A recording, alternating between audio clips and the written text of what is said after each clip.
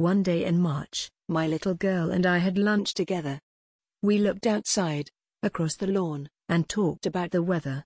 The wind was strong. The cedar trees were in its billows dancing.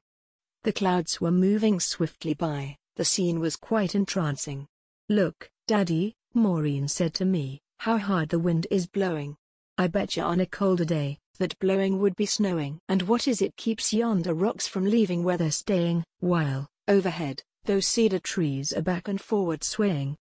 "It's gravity," I said, "a force by which our God is proving that he can make those rocks stay put, while flimsy things are moving." We also spoke of nature, how it helps God keeping order. Then I could see impressions being made upon my daughter. We even spoke of her when our God receives us into heaven. I told her she would understand that more at age of 7. She squinted up where clouds, and sky, and shapes were interchanging.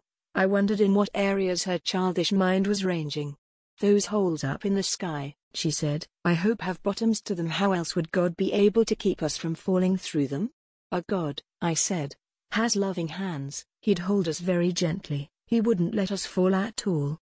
She looked at me intently. Then, I could tell, her growing mind had something in it brewing. She thought, and smiled, and reconciled, "Well, he know what he doing."